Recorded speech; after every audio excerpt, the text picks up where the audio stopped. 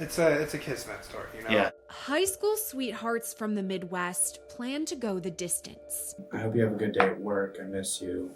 I love you. Years of dating, an engagement, and a promising future getting out of their small town. Talk about Colorado a little bit. We were going to go in November. When suddenly, she vanishes. I know that you're not supposed to report a missing person before 24 hours. I am, really freaking out. What's her name? Katelyn Markham. Years go by without answers. I'd love to know the truth. I'd love to find out what happened. And the prime suspect evades arrest. It seems like you almost know. Something catastrophic has happened here. Changing his story at every turn. It was an American Eagle bag. It was like an Abercrombie and Fitch bag. Over the course of a decade, he points the finger at everyone else. Maybe that was kind of, like you said, stalking, or I think your words were suspicious person. But perhaps he forgot. In pointing the finger at others, he had 3 more pointing back at him. Explain to me why your DNA is on the inside of a Kroger's bag that was wrapped around her skeletal remains. I didn't do that, though, but I'm leaving. I'm getting a lawyer, thank you. You've been indicted, and For what? murder. Okay, but what evidence? There's nothing. I mean, there's things called circumstantial evidence. That circumstantial evidence holds the key to solving the case. I can't believe this is over my poetry. This is Crimes of Passion by Law&Crime. I'm Cedar Gillespie.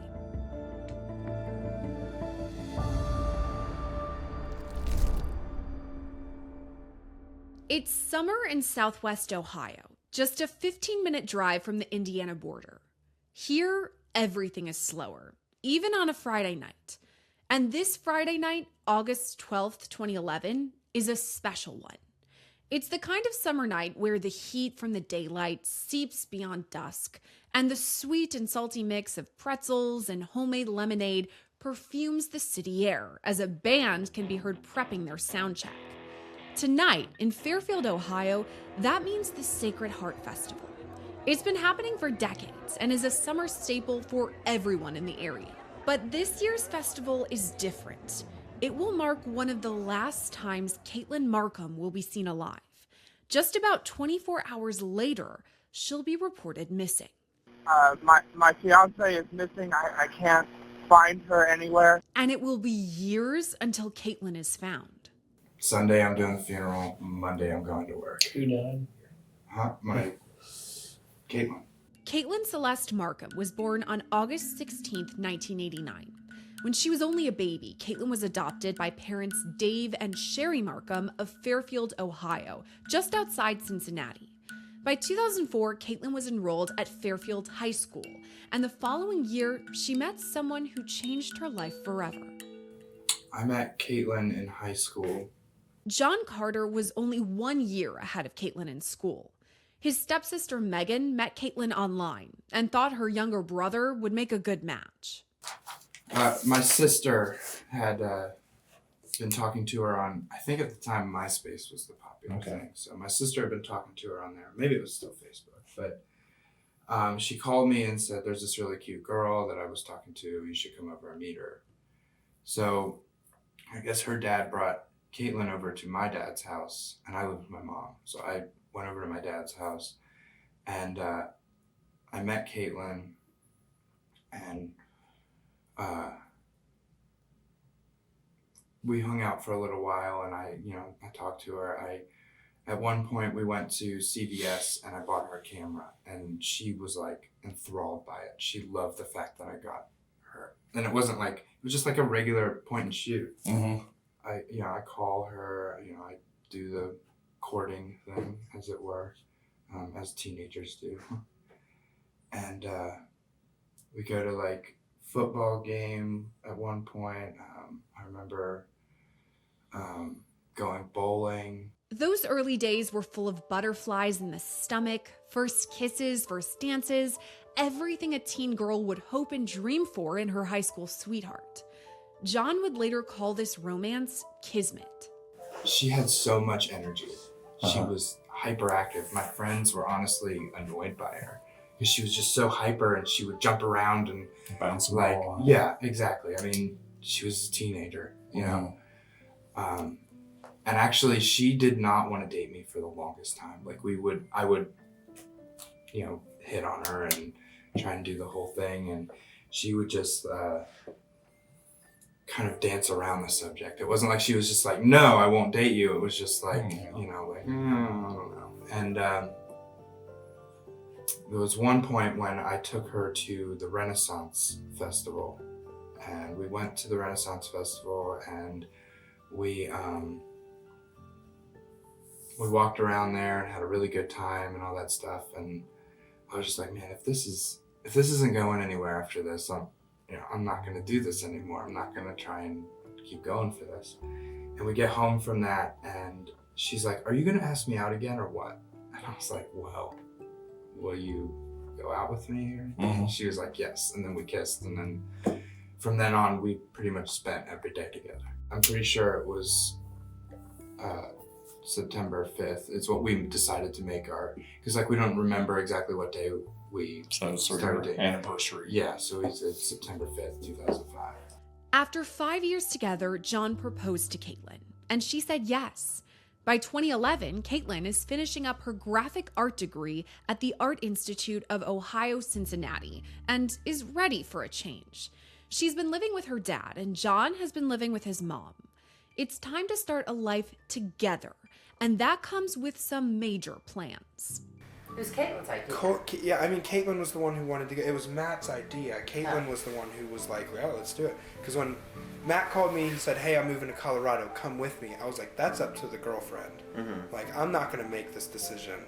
And Matt called her, and she was like, yes. She didn't even be like it was up to me. She just went, yes. Katelyn is excited and ready for the change.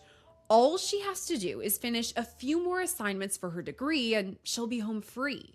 But first, there's the Sacred Heart Festival on August 12th, 2011. Sacred Heart Festival. Tell me about that. There's a lot of people that say it went down one way, and that's why when I read this, I just kind of shut everything off and just didn't listen. I just started my own investigation. I want to hear from you. What was the mood? It wasn't a bad time. I mean, she might have been more upset than I thought, but it was fine. Let me take you back a couple days before that. Okay. When right before the festival, Sacred Heart has this sign in front of the church, and on the sign it said $10,000 raffle. Me and Katelyn have been discussing saving money to go to Colorado. My suggestion was, hey, let's put a crap load of money into this thing, and maybe we'd get it, and we could just go. And we wouldn't be breaking the bank. We just, if we put in $100 and won $10,000, like that's our trip. That's getting first down payment on our house even. Right, sure it is. So she was okay with the idea. Didn't argue with me about it. There was no problems. In fact, when we got to Sacred Heart, when the time came, we were there, she was already aware that I was going to get these raffle tickets. She wasn't upset about the raffle tickets at all. I told her that I was going to do it. It was $100 that I put into it. Not that much money. Right. I was a delivery driver. I made $100 in 2 days. It's nothing.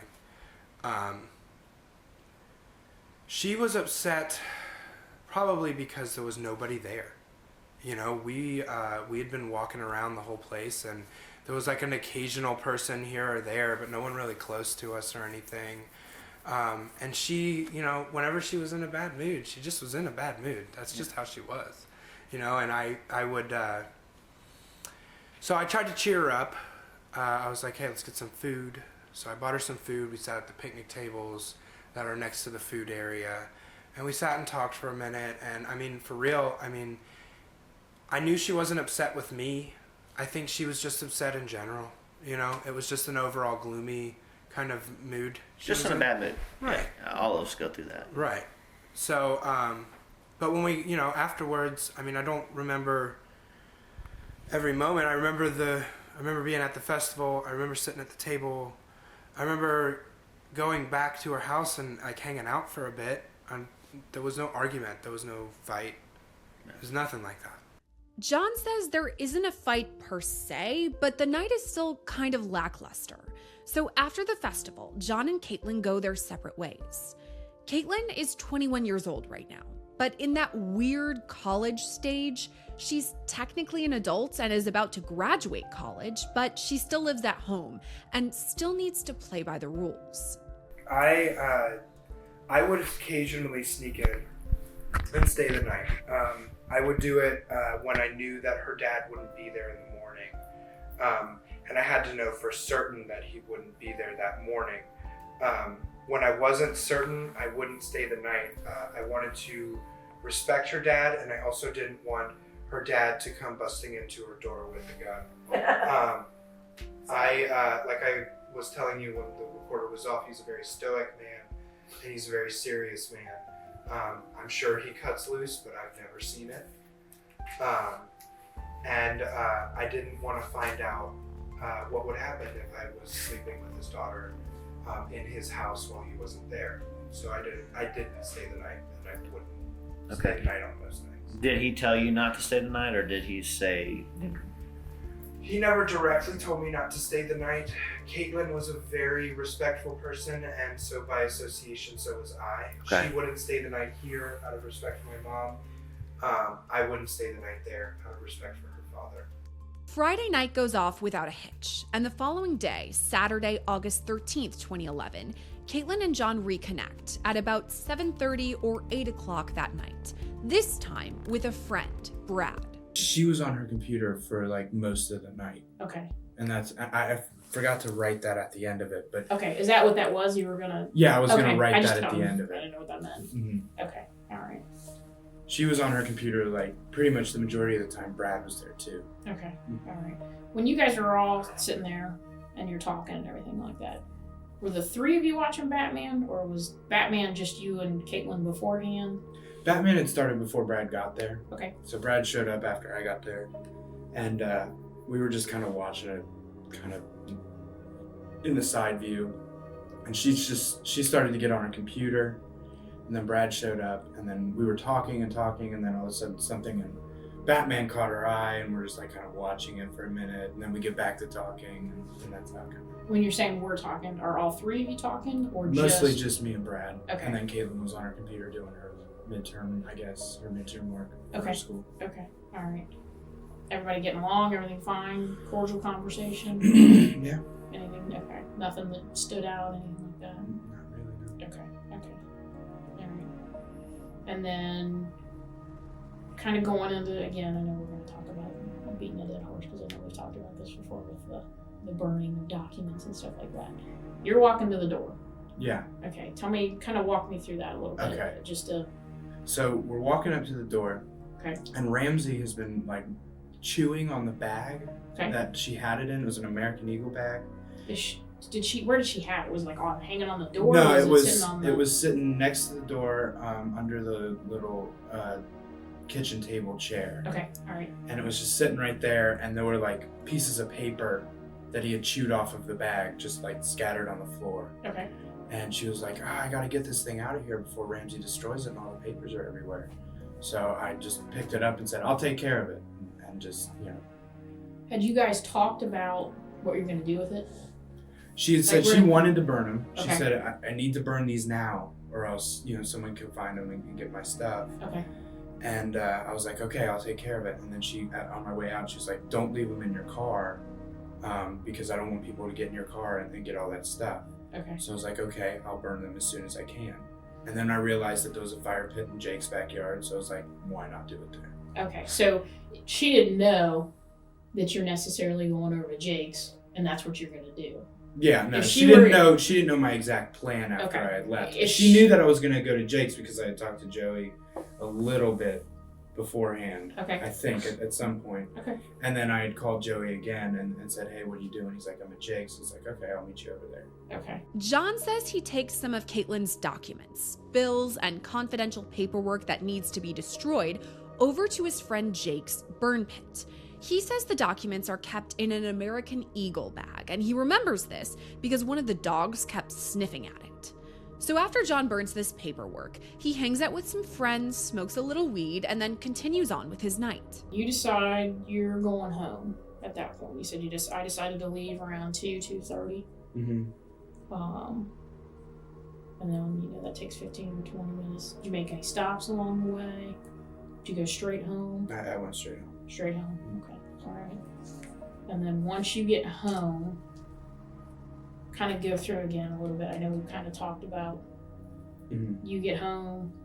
I got go home. Through that a little bit. I probably got some food or something from the downstairs. Your room is upstairs, right? Yeah. And then I went upstairs. I went to my room. I went onto Ice Films and I downloaded an episode of White Collar. Everyone knows that.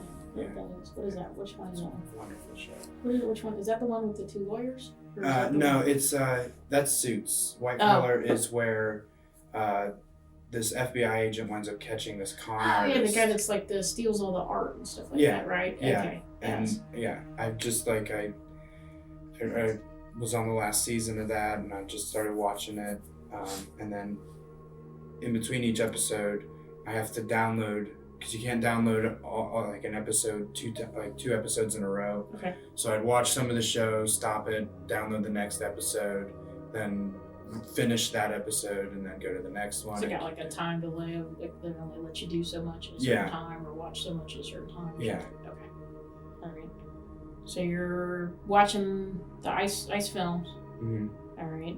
And then anything else? Are you looking at anything else on the internet? No, maybe porn. Okay. To be honest. And again, don't be embarrassed. Like I said, everything we've talked about. Again, I'm telling you everything. Okay. I don't want to hide anything. Okay. All right. Okay. You watched the shows, and then you said I decided to send Katelyn a good morning message. Mm-hmm. All right. You said you decided to send her a message. Did you actually send her a message? Yeah. Okay. I sent her. All right. Do you remember what you said? I said, I know that the beginning of it was, "You look beautiful in that picture. I hope you have a good day at work. I miss you. I love you." Things along those lines. Okay. And then. What does Lo Joe mean? Love John. Because I was thinking I was like. And she does Lo V, because we have the monster and victim nicknames. Remind, because I know somebody else is like, how did that come about with the monster and the victim? I know that's how our relationship started. Okay. Where did that come from? She brought up the monster thing. I don't know why. I don't know why she did it, because when she was younger, she was really different than who she is now. Mm-hmm. And she had this personality that just seemed kind of out there, mm-hmm. And it's part of the reason why I was intrigued by her. But for some reason, she gave me that nickname, Monster, and then... Was this very early on in your relationship then? Yeah. Okay. And then I begrudgingly said, "Well, then you're my victim," and she responded, "Well, I actually kind of like that," and that's why she took in the victim gal like on her email. Or whatever. All right, you're going like this. I'm assuming. Are you guys having conversations? I'm sorry. No, that's all right. Yeah, we used to IM back and forth all Okay. the time, and this is when IM was a big deal. I gotcha. So we used to do that all the time, and then we do that till like 3 or 4 o'clock in the morning, and do that every night. John and Katelyn don't IM as much now. He says Katelyn prefers texts. So when he's heading to bed in the early morning hours, he sends her a good morning text that will be waiting for her when she wakes up. "I hope you have a good day at work. I miss you. I love you." It's now later in the day on Sunday, August 14th, 2011. John is back and forth from Papa John's, where he works as a delivery driver. Throughout the day, he reaches out to Katelyn several times, just normal messages. He tells her he took some Excedrin for an ankle injury and keeps her updated on his day. But with every text he sends, only silence replies. And then you said you texted Katelyn periodically, talking about how I felt jittery from the Excedrin, about how I missed her, and she wasn't responding. Mm-hmm. This is after you've gotten to work, right? Mm-hmm. Okay. And you're just kind of... How many text messages? Is this like one text message? Did you I send her a sent couple? like maybe 4 text messages. Okay. and I called her maybe twice. After like the second message, I started feeling like, oh no. And then on top of the Excedrin, it's like making me shake, and I'm like, oh God, you know, and it just really freaked me out. Until finally, the silence from Katelyn becomes too much. Made my deliveries, went into Papa John's and asked my manager if I could check on her at around 7. And then you drove straight to her house, and on my way, Matt Rocamp called. Matt just calling to say hey. Yeah, Okay. and talk about Colorado a little bit, like, you know, we're going to be going, because they were going to go way before we were. Oh, okay. We So were they going to go in leave. November, and they were going to leave a couple days ago from now. Okay. And yeah. Okay.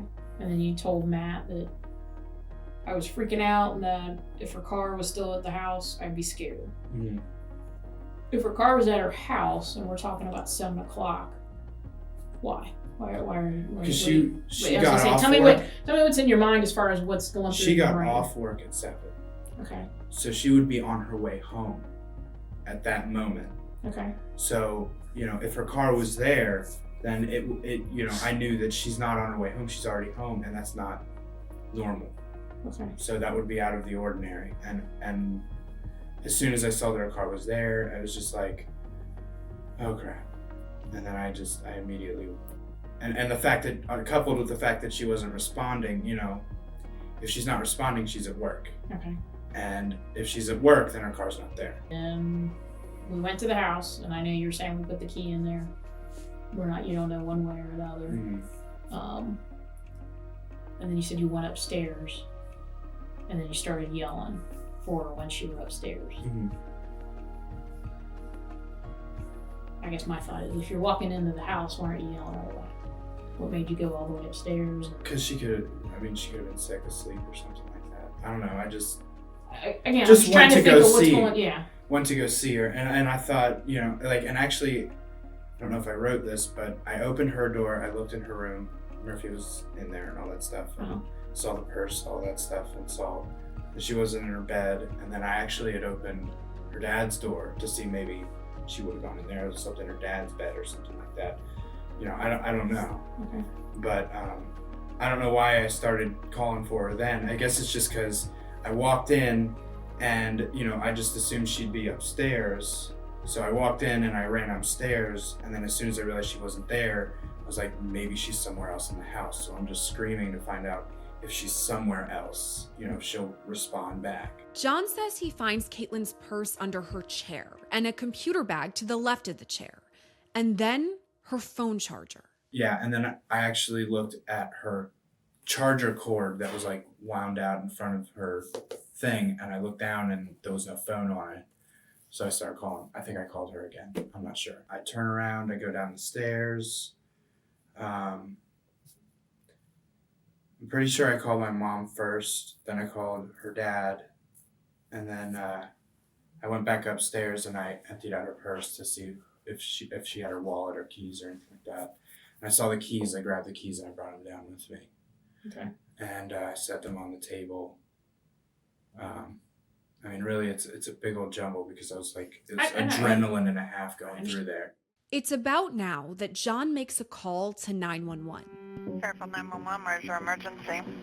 Hi, my name is John Carter. I am calling. I know that you're not supposed to report a missing person before 24 hours, but my fiance is missing. I can't find her anywhere.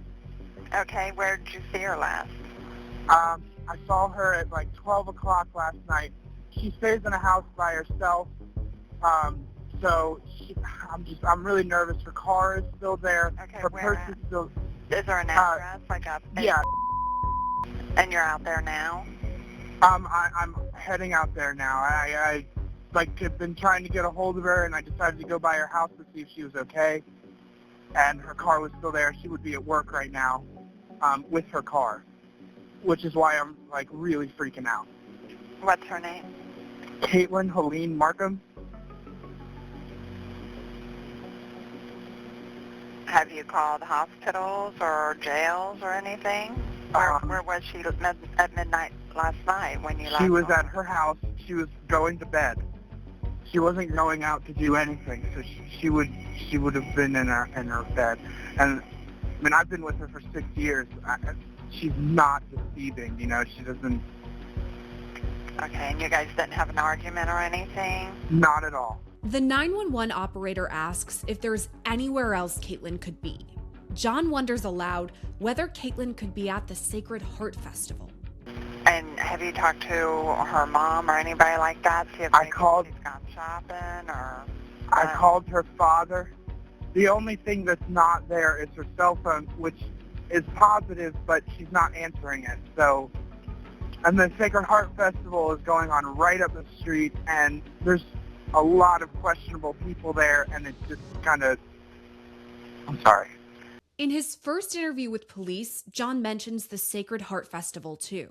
Okay, who's the first person that shows up? John and Katie. Okay, and then John and Katie are there. Mm-hmm. What do we do from there? They start talking about the Sacred Heart Festival, and they're like, well, we're going to go check out the Sacred Heart Festival.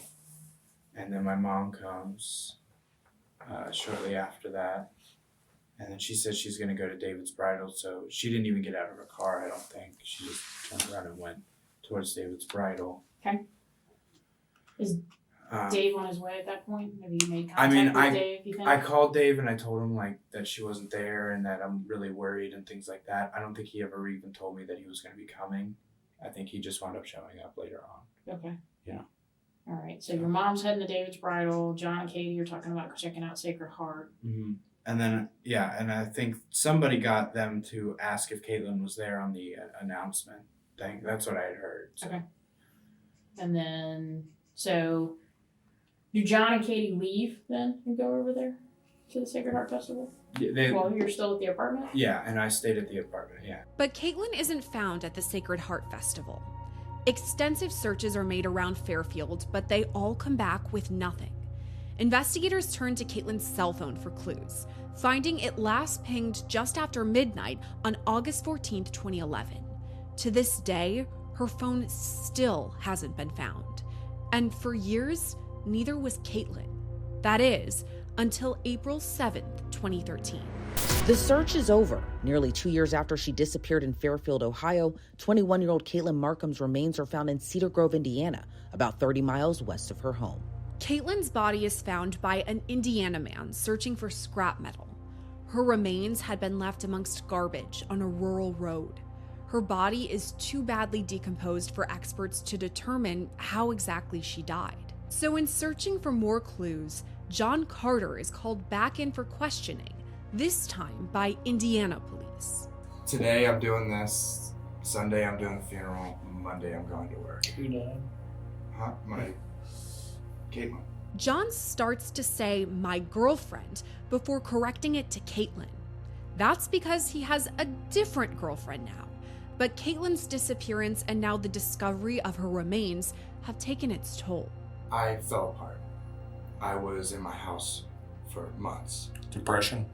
Yeah, very intensely so. I didn't eat for 2 weeks after. My mom finally got me a quarter pounder, and we were doing one of the searches, and I sat on the side of this hill and just like, I'm gonna put it in. I'm just gonna see what happens. And I started eating, and then actually I really started eating. Like I devoured the thing. But it was just like, as I'm falling apart and everything around me seems to be completely ridiculous, I get to a point of the lowest low. John says he had a near-death car crash and realizes there is so much to live for. He now lives for Katelyn's memory and says he will do whatever it takes to find her killer. We're trying to find out who murdered Katelyn.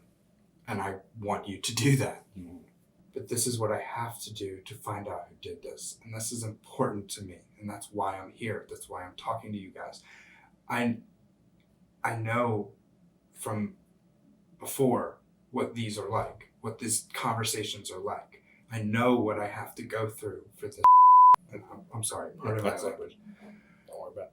But I'm here and I'm doing this and I'm talking to you guys about this and I'm taking all this in because I need to find out who did this so that I can actually go out and live a life so that I can know and rest easy that the person who did this is in whatever hell they need to be in.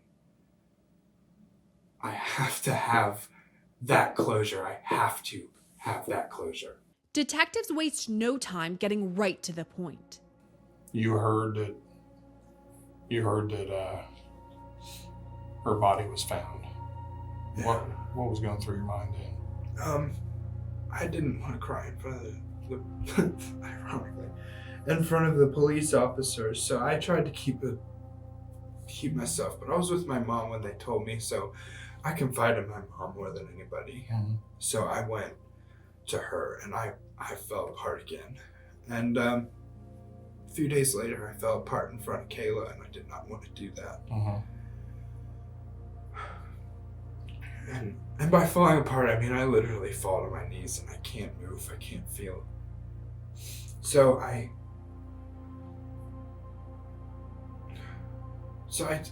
focused on myself. I couldn't. I know that sounds selfish. I don't know. I feel really bad about that, but I focused on myself, and I tried to make myself better so that I could be okay. And so That's fine. That's fine. Have you been over to where she was found? No, I don't want to go there. I didn't want to even acknowledge the day she went missing this year because I don't want to remember her for that. I don't want to go to that place and be like, oh, this is where she died. That's wonderful. Like, why would I want to see that? Why would I care about that? Like, I just want to remember her birthday, and I want to remember The good things.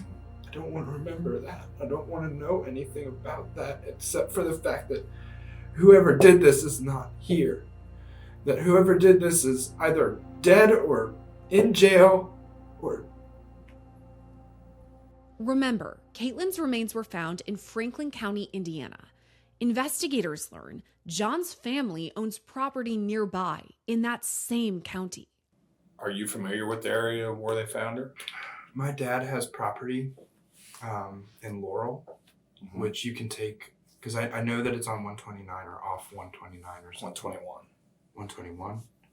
Okay, that's the one that leads you like to Batesville and stuff, right? Or not Batesville, but starts with B. Batesville. It is Batesville. Okay.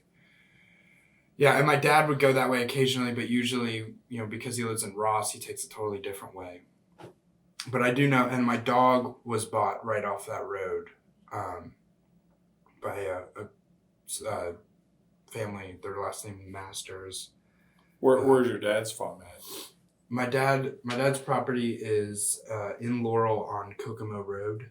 Do you feel like that in the course of any investigation in the past, have you been accused of doing something to her? Not officially or unofficially? Not by police, but people have accused me on the internet. And I know this because my friends will say, did you hear that they said this, this, and this? But I refuse to look at that stuff because I do not need to be involved in that. I'm not that person, and I don't need to defend myself to those people. You guys are the ones who need to know the truth. Sure. You are the ones that I need to talk to. I don't need to talk to them. And I don't need to talk to anybody who thinks that I did anything. Because I didn't. And I know I didn't. And that's why I'm here. And that's why I'm here without a lawyer. That's why I'm here telling you everything. That's why I sat here and said that I smoked pot. Like, I don't want to leave anything out. I want to tell you everything. Telling everything includes talking about the intimate parts of his relationship with Katelyn. We did not have sex very often towards the end, but that didn't upset me. And, what's not very often? We probably have sex. It's gonna be a lot different than yours. Probably like once every 2 weeks or something like that. It wasn't like, but I mean, I was getting comfortable with being with her. It wasn't like it upset me or bothered me. Was that something that she said, I don't want to? Was it something that you guys was, talked about, or? No, I mean, there was a part of me that, like we had conversations about how I wish she would have be closer to me. Like I wanted her to, like when we'd sit on the couch, sometimes she'd sit on the other end. And, Right. You know, come sit next Right, to me right, and stuff right. like that. But it was never really a fight about sex. Like I never really got that upset about not having sex with her. Was she physical with you? I mean, kissing wise? Yeah. I mean, was that yeah. I mean, all we right? kissed goodbye and hello every time. And, you know, Mhm. we make out occasionally, things Yeah. like that. I mean, it wasn't like it wasn't there. But even with John's candid honesty, there are still things in his story that don't add up.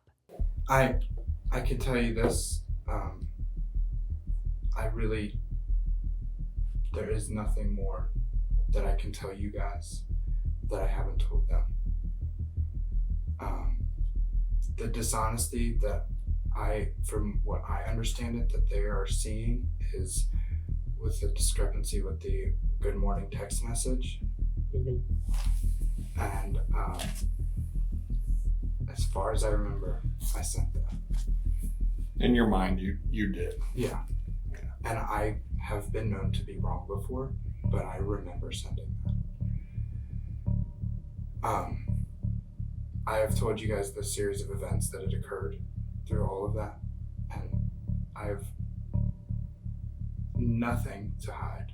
I'm not, you know, you can, I mean, I've been interrogated by the FBI, and How'd that make you feel? Scared. I mean, what's gonna happen? You know, that kind of stuff. You don't just walk away from it. You know, like you don't just go, oh yeah, I'm gonna make up some story and everything's gonna be fine. And through all of this, I've been through this so many times. At some point, if I was lying, I feel like I would have messed up. First of all, second of all, for who I am, for what I have been through, for all the things, for how I was raised, I'm not the kind of person to do something like that, whatever it may be, and then turn around and lie about it. John says he doesn't lie, but it's really the recordings that don't lie. Here he is in 2011, just after Katelyn's disappearance. When you went over to the house, and you said they were in a bag, the documents were in a bag. It's like an American Eagle paper bag. And here he is in 2015. As I went to leave, she picked up the bag. It was like an Abercrombie and Fitch bag. It could be a fluke. American Eagle and Abercrombie could be interchangeable for a man. Maybe they're even close to each other at the mall John used to frequent. It's an easy mistake. But misremembering his alibi? That's not as easy to explain away. Here's John in 2011, once again, after Katelyn just vanished. She had said she wanted to burn them. She Okay. said, I need to burn these now, or else, you know, someone could find them and get my stuff. Okay. And I was like, okay, I'll take care of it. And then she, on my way out, she's like, don't leave them in your car because I don't want people to get in your car and get all that stuff. Okay. So I was like, okay, I'll burn them as soon as I can. And then I realized that there was a fire pit in Jake's backyard. So I was like, why not do it there? In 2011, John says he leaves Katelyn's house with these confidential documents and heads over to his friend Jake's house to burn them. And that's where he is until he goes home early the next morning, essentially the time frame when Katelyn disappears. But when asked this same question in 2015, John switches up his story. She said, I need to burn these. And I just grabbed them out of her hands and I said, I'll take care of it for you. It's okay. And she got a little huffy. And then I said, I love you. I'm sorry. I got all kind of sarcastic attitude sort of thing. And she always laughed at that stuff. So she laughed. I gave her a kiss. I left. I kind of felt bad because I had left it like that. But I still went over to my friend Travis and Carrie's house. I don't know if it was both of their house at that time, or if they were together at that time. I can't remember. In 2015, John said he left Katelyn's house and went to Travis and Carrie's house, not Jake's. Time ticks on, and investigators continue to ask the same questions, even requesting John submit to a polygraph exam. He does, and the results show deceptive responses. Even so, John keeps coming back for police interview after interview. During one interview in 2015, he brings along his mom, Karen Winkler.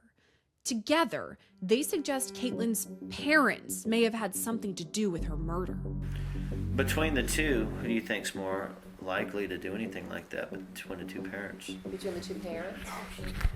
I don't think either one of them. That feels like a loaded question, A, and B, I really don't.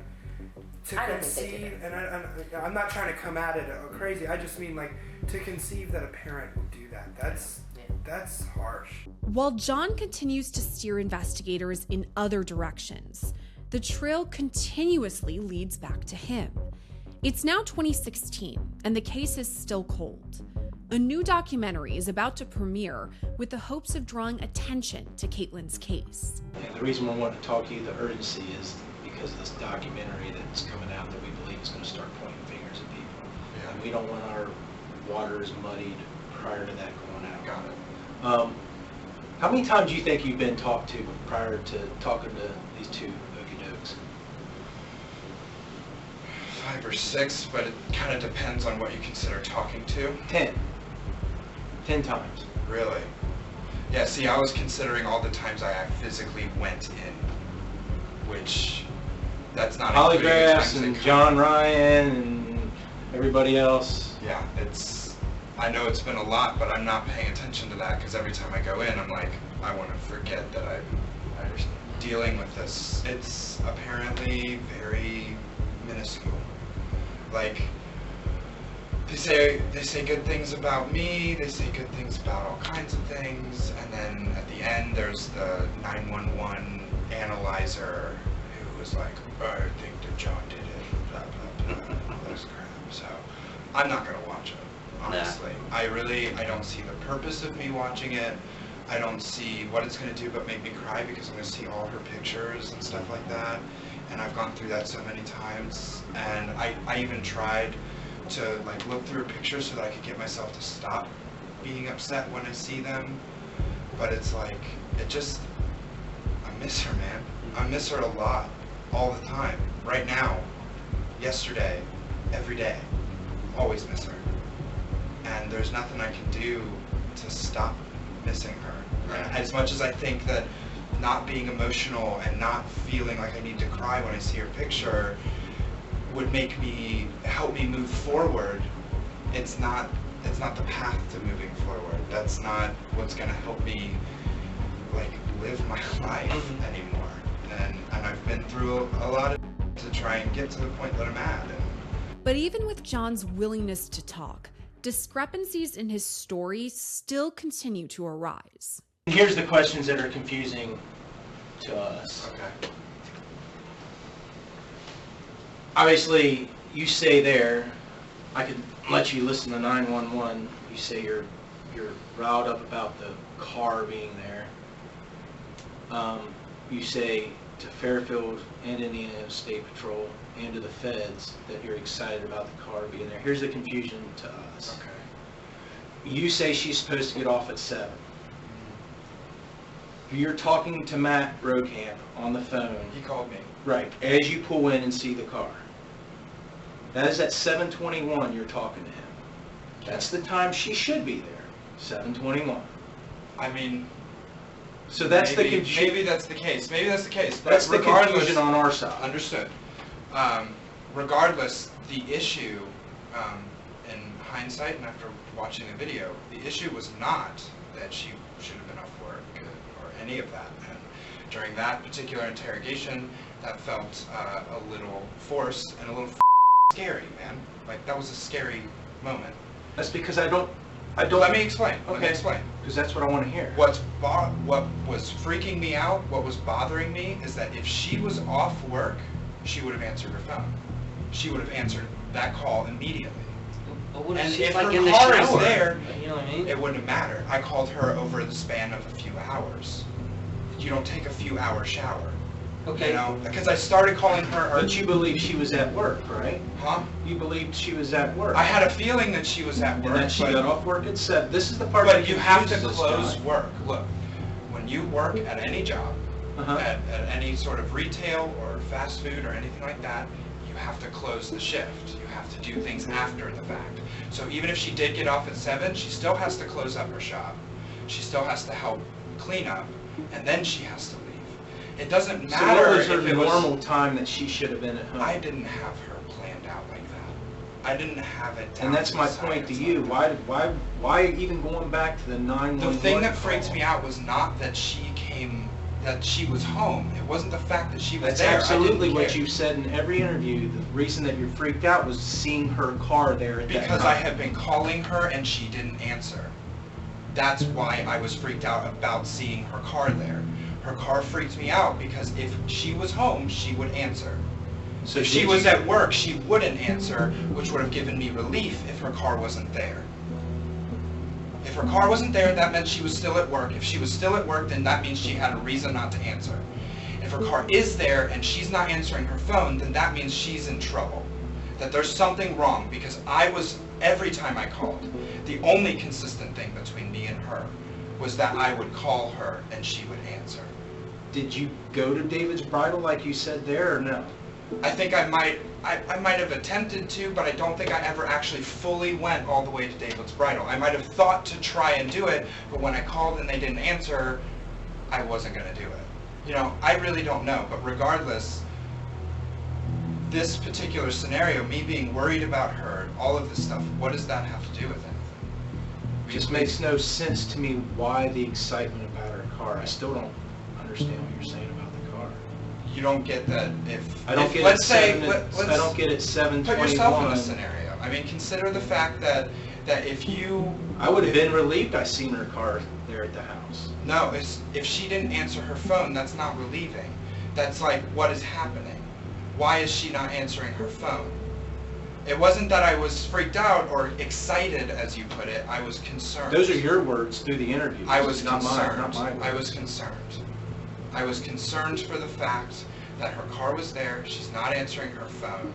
I, expected her to be either on her way home from work or whatever. But regardless, there were so many scenarios that led me to believe that something could be wrong. I didn't call the 911 right then. I didn't expect anything. I had no expectation. I was just concerned, as a person who cares about someone else would be, had they pulled up and noticed that you're ignoring me, and on top of that your car is here, there's no reason for you to be ignoring me. I don't get how you can't understand that. Concern. I don't get it, because if my woman's ignoring me, I'm thinking, she's pissed about something. She was not mad at me.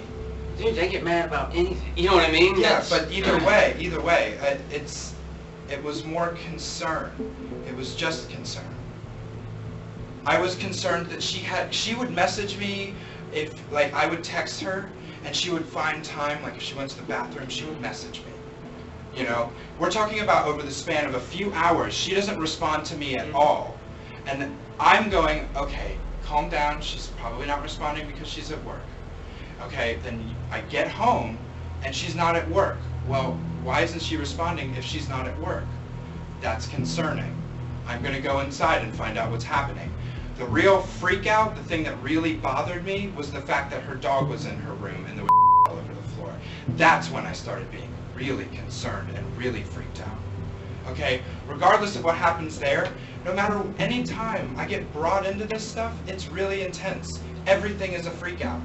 Everything is freaky. Okay, there's not much more I can tell you beyond that. I still can't wrap my brain around the whole excitement of the car at 7:21. Because she really shouldn't have been home until, you said, 20, 30 minutes after she closed down. So she shouldn't even been there till 7:30, right? As far as I'm concerned. But you don't know if she had just walked in, whatever. But there's this... The fact that she would have called me on her way home. She would have called me, she would have talked to me.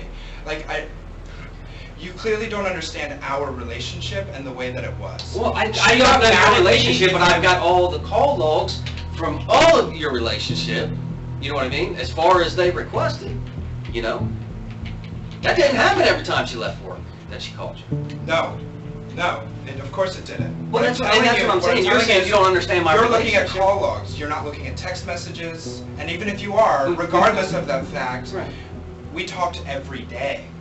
Whether it was before work, after work, during work, all the time we talked. There were hardly any distant amount of hours that we didn't talk. We were devoted to each other. Yeah, I get that. We But talked what if all she the didn't have time. her- what if she didn't have her phone talk charger? to me? What if she didn't have her charger at work? I mean, there's all kinds of things that come up. Absolutely.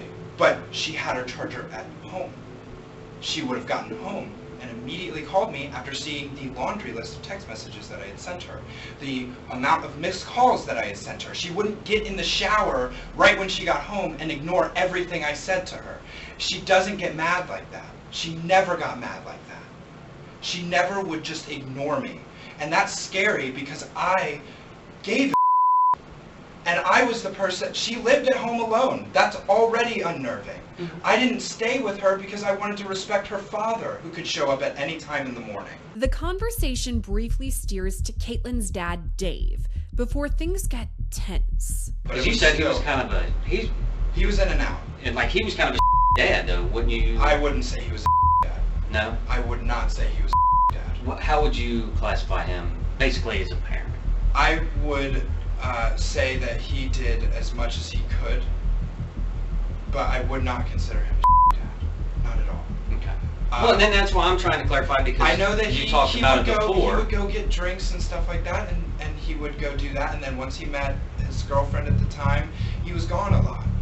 And so he Katelyn was old enough to hang live out. on her own. You know, she was already of an adult age. How often did him and her talk? It didn't seem like very often. How often did you and him talk? Not very often at all. When he watched wrestling, we'd sit and, or when he watched UFC, we'd sit and talk about UFC. Why did you call him the very first phone call you made? Because he's her father. Because she's gone. Because I'm scared. But you didn't check with anybody else, like her friends. Why would I call him first? Why would I call him first? Exactly. That's our question. That's what our question. But that's my point. That's also my point. Because consider the fact that I called him first. Yeah, but you don't call and see. You don't know if a friend came. You don't know if she's taking a trip around smoking a joint. You don't know. I did make calls to friends too. But my concern after the fact that you call and say that she's are you guys missing, freaking out because I was concerned? No, we're trying to get through the changes that in your own statement, because you knew her the best. You're the only one that's with her pretty much every day, and your stories are inconsistent, and we're trying to bridge that gap.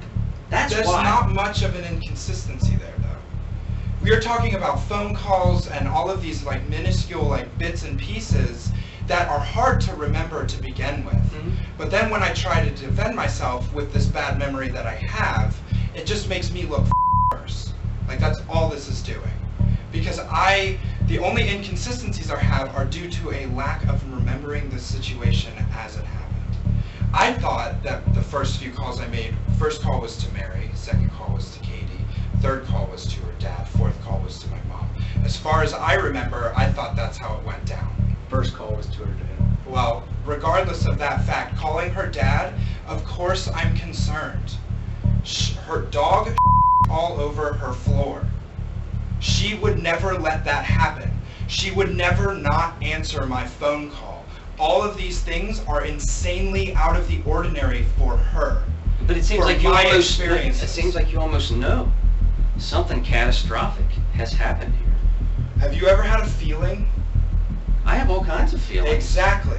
It was a feeling. It was all of these things. The fact that her dog on her floor. The fact that I didn't get an answer from her.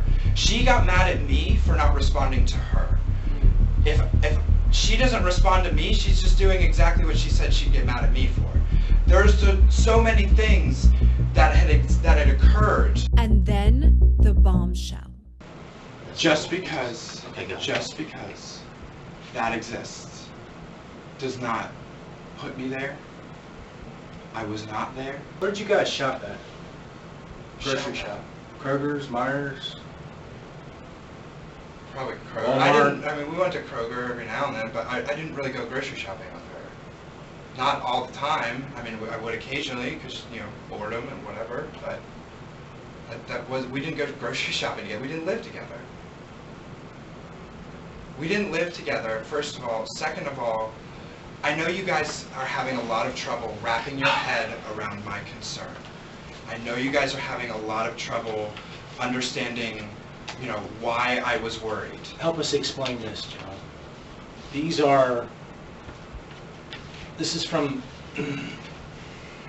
BCI out of London, Ohio. Explain to me why your DNA is on the inside of a Kroger's bag that was wrapped around her skeletal remains out in Indiana. I have no idea. And why your DNA was on a black piece of plastic that her skeletal remains. I have no idea. That's not made up stuff. I didn't do that though. We've educated ourselves very, very well. I've got a poster. I can tell you when you Pornhub. I can tell you every site you downloaded. And so I can account for about 3 hours and 45 minutes of your time. When I was sleeping? When I don't know where you was, but I know your DNA is on these two things found out in Indiana. That I do know. And that's what we're trying to talk about. But my stepsister woke up in the middle of the night to take care of her daughter and noticed that my car was still in the driveway. That means nothing to us, John. You could have used her car. You could have used anybody's car. I don't know. And there was DNA in her car. Like, where is a bag with my DNA on it and a piece of plastic with my DNA on it not circumstantial evidence? You watch too much TV.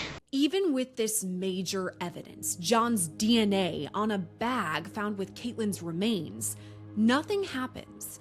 That evidence is revealed in 2016, and it will be 6 more years until another major discrepancy catches up with John, this time in the way of eyewitness accounts. 2 teenage boys come forward to police, saying they saw John Carter in the early morning hours of August 14, 2011. The day Katelyn went missing and the time frame when he says he was watching porn and the TV series White Collar. The boys tell investigators they snuck out of their homes that night, and between 1:30 and 2 a.m., they saw John's red Ford and another vehicle pull out of his residence without headlights. At first, this is dismissed because of John's alibi. Investigators find that between 1:39 a.m. and 4 a.m., episodes 12, 13, and 14 of White Collar Season 2 are played on John's personal computer. After that, the computer visited a couple of porn sites. So for a time, that's John's main alibi, until investigators take a closer look. That's when they find, at approximately 3 p.m. on August 14, 2011, John Carter's computer visited several pornography sites, and then visited websites containing plot summaries of White Collar Season 2, Episodes 13 and 14. When confronted with all this in 2023, John is defensive. That discrepancy that you have, that'll be all you got. Fair enough. Okay. That'll be it. There won't be anything else. Because there is nothing else. Okay? And the deleting of the messages, accidents. Car seats, I have nothing to do with the car seats. The witnesses, liars. Sorry, but if they saw me pull out of my garage, liars. I did not park in my garage. I never did. That was my mom and Steve's spot, not mine. And number 3, final. I'm positive that they have, but Steve can corroborate me being home even that early. Me being in my bed, my car being in the driveway, all of that. He wakes up ridiculously early. I don't know exactly what time he woke up, okay? But I do know that it takes a long time to do all the crazy that has been said and that has been done to Katelyn. I have no clue exactly or to any extent what happened to her. But I can tell you that I would never have enough time between the time I got home and the time Steve woke up and walked around the house. Granted, I was in bed, but I was in that house. My car was in the driveway. The man does not sit there. He looks all over the house. The dude knows Okay, I haven't personally talked to him about this. My mom is the one who told me that he was awake early that day. And I'm assuming he told her that. Okay, but beyond that point, time's still not there. But it was just like, it's like, here's another witness. Are we going to believe the 2 witnesses that saw my car pull out of a driveway I don't park in? Or are we going to believe the witness that wakes up every morning while I'm in bed? Every morning, early as and works from home, so spent all day that morning awake. I mean, I know what time, I know what time you said it's in your car, you're not waiting. You know, yeah. But again, that's okay. I mean, I just want to be clear that that's there. I mean, like, I know there's all this stuff, but there are things that corroborate what I'm saying. There's a lot of stuff. There's a lot of people. Yeah. But I'm talking about me specifically in this particular instance. And I am saying that there are also parts that corroborate what I'm saying. You know, and I know that there are parts that have discrepancy, but that is all they will be and all they are is discrepancy. Something something that I can't disprove and you still have to question. And I'm sorry that that's the way it is, but that is the way it is. But there's another discrepancy. John originally tells investigators he sent Katelyn a good morning text around the time she went missing, but that text was never found. He also pointed to a potential stalker following Katelyn at the Sacred Heart Festival hours before she vanished. Let's go back just briefly to you're at the festival that night. You and Katelyn on that Friday night. Okay, you guys go to the festival. Your thoughts on you and prior. I'm going to go back and forth when it comes to some of the statements you've given in the past.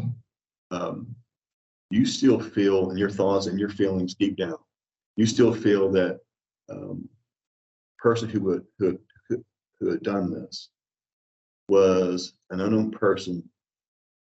Maybe that was kind of like you said, stalking, or I think your words were suspicious person that may have back in the day. I mean, honestly, yeah, because I can't wrap my head around it being something like that. Really? That's really what it comes.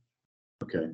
So that being said, that's really all that I mean, like, and to tell you the truth, that's the only reason I'm giving that answer, because I can't think of somebody that I feel strongly would have done something like that. You know? Right.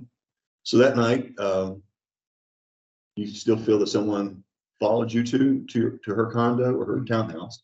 Just days after this interview, on February 17th, 2023, a search warrant is executed at John's mother's house, the same home he was living in at the time of Katelyn's disappearance. Inside, investigators find a poem written by John.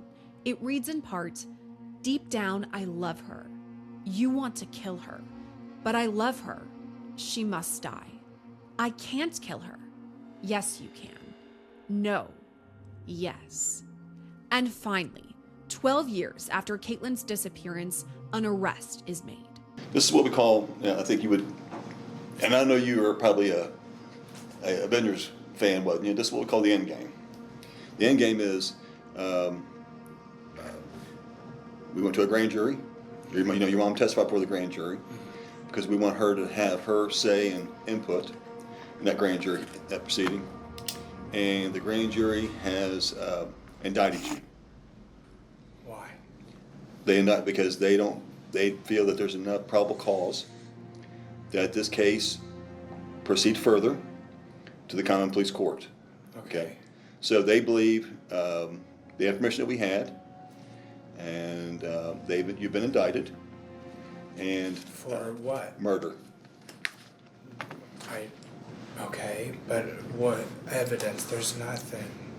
You're thinking of there's evidence that's got to be fingerprints. No, I mean there's things called circumstantial evidence.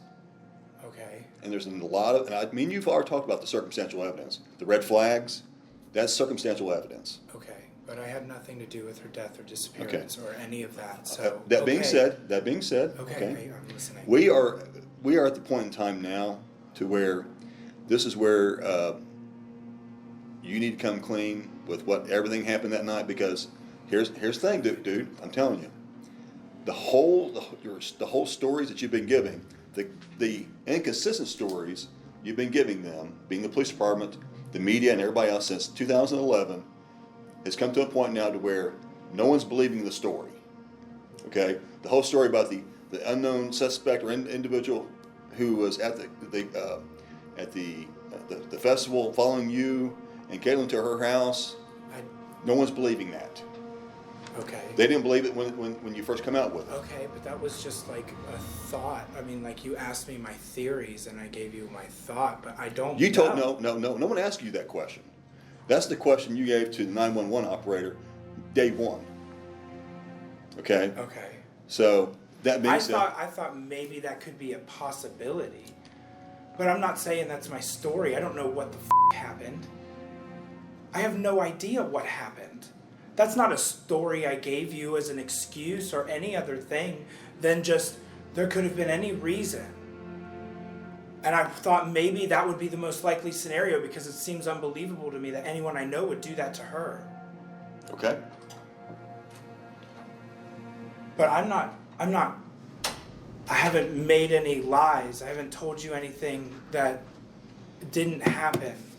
So maybe my stories are different sometimes here and Sometimes, John. But there's your story has evolved constantly over the past almost 12 years. Because it's been 12 years. Yeah, but your story is not. It's never the same story twice. That's the best part about all this. It's never the same story twice. What are you talking about? All your stories. What part is inconsistent or different? You filled out. You remember filling out a form early on, like shortly, just writing down everything. Everything. You talked about the events of that day, and then it's like, tell us about Katelyn, and you wrote, she is kind, she has a snaggletooth. You remember that form? That was vaguely. So you wrote down a whole sequence of events from the day before and the day after in August, and you have events that just like they couldn't have occurred. Like about your mom coming back from David's bridal, and you had all of these other things happening, and then you called the police. Like, John, like I read through it, and I went through it, and I read it, and went back over it, and now, this is right after it happened. Okay, can I say what you gotta say, brother? Yeah. I don't have anything new to tell you. So if we're just gonna sit here and question me, there's no more questioning, or expect me to confess to anything, then we're gonna have to move forward. Let me get this out to you, okay? Let me tell you what this is where I'm going to tell you this. Nothing to do with her death or disappearance, and that's really right now. As of right now, okay. If you want to tell us what really happened that night, I'm willing to listen. The prosecutor is willing to listen. No, but we don't want to hear no more of this nonsense about this unknown suspect following you guys. I'm not giving you that. Okay, that's the unknown suspect following me thing. Okay, fine. What I have been telling you and what I've been trying to say is I have no clue what happened to her. What I did. I'm not buying what I that. said. Okay, then we're done. I'm fine. I'm gonna need to get my lawyer. Yes. Please. Okay. Yes, because you'll be going to court. Can I please have a phone call? Yes, when you get to the jail. When John gets to jail, there are many phone calls where he cries to his mom and significant other about his situation and the poem that put him there. No, and I'm not trying to stress you out. I'm just... No, it's not you. It's just this situation. Yeah. And I really need you home. I can't. I'm not gonna talk about the case, but I can't believe this is over my poetry. I know. I can't believe it. I can't believe it's over poetry I wrote before I even met Kate. It's just so unfair. I know. On March 13th, 2023, a Butler County grand jury indicts John Carter on 2 counts of murder. Days later, he pleads not guilty to the charges. More than a year later, on July 18th, 2025, he reaches a plea deal with the state of Ohio. He pleads guilty to involuntary manslaughter and is sentenced to 3 years in prison. In October 2025, he files for early release, and in January 2026, a Butler County judge denies early release, citing John's lack of remorse or explanation for Katelyn's death. John never explains what happened, how Katelyn died, or what led up to her murder. More than a decade later, we are still left with so many unanswered questions and only a lackluster resolution in the case of Katelyn Markham. This has been Crimes of Passion by Law&Crime. I'm Cedar Gillespie.